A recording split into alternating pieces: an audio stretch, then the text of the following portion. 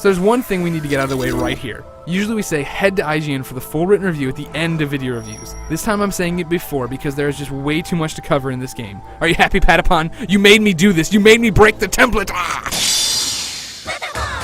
So this is the sequel to IGN's 2008 PSP Game of the Year. The Patapons have come back to their homeland, which is now overrun by a new enemy, of course.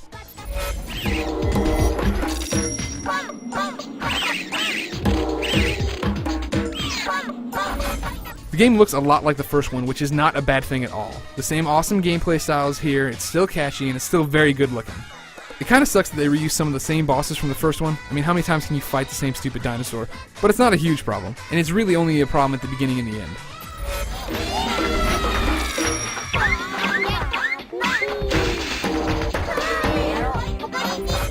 In terms of gameplay, man, some naysayers have said this game is just Patapon 1.5.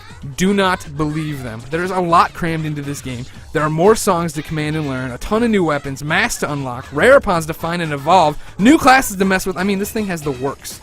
It's never overwhelming because the game holds your hands for most of the stuff as you're getting the hang of it, and it progresses like you think it should.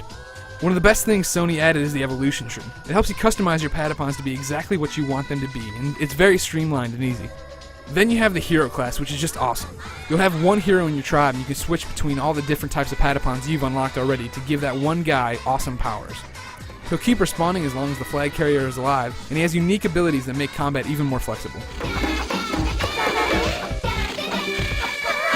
It's also easier this time around to get supplies. Bosses drop things when you stagger them, and the brand new minigames help you out with rare items and money. Unfortunately, some of the missions are the same as the first one. Medellin gets kidnapped, your catapult gets stolen, yada yada yada, and if you just play the first 6 missions, you'll get serious deja vu. But keep playing and the game will really open up to you.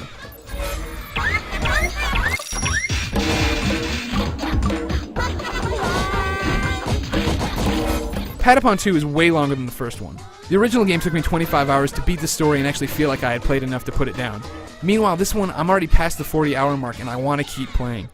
Adding to that draw is multiplayer mode, where everyone just plays as their one hero and you take on bosses that you've unlocked throughout the game. It's a fun and interesting concept to have, but you'll probably still, be playing single player for the most part. Patapon 2 looks a lot like the first one, but don't let that fool you.